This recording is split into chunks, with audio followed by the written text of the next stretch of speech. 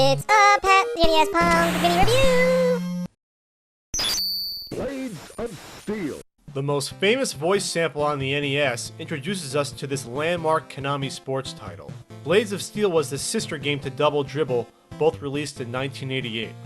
You select Exhibition or Tournament mode, the difficulty, and then your team. There are 8 to choose from. On the surface they appear the same other than having different colors, but in reality each team has different offensive and defensive abilities. Good luck finding this information in the manual, however, as there's no sign of it at all.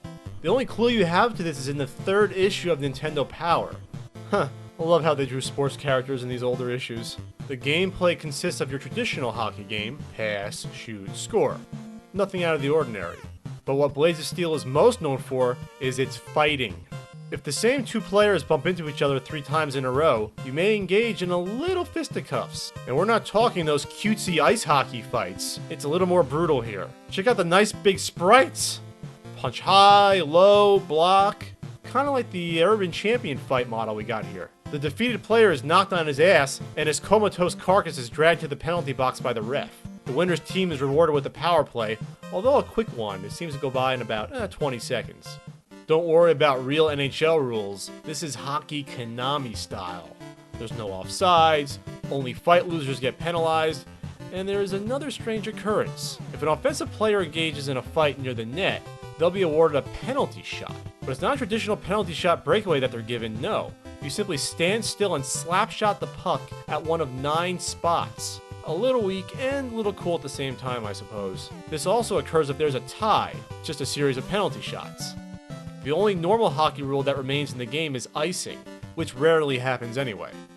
The only real gameplay negative is the randomness of how the players move. They sort of just float around with no real direction or intelligence. If you're defending, it's hard to focus on both goaltending and controlling a defensive player at the same time, as no computer-controlled teammate will ever help you out. It becomes a bit of a shooting gallery until your goalie can manage to control a shot and then pass it to one of your players. The sound effects in this game are top-notch. Great passing and shot sounds, the trademark Konami whistling and cheering of the crowd, of the skating, and the voice samples.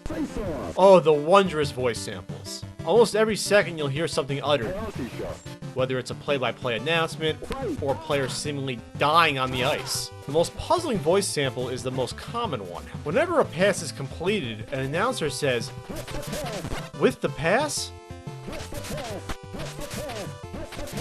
It could be a dozen other things for all I know. At the 2nd period intermission, you'll get some nice Konami shilling as they push their other games with blatant advertising.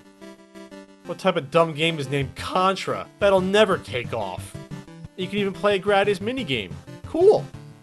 With great action, sweet sound effects, graphics, and a fun 2-player experience, Blades of Steel is arguably the best hockey game on the NES.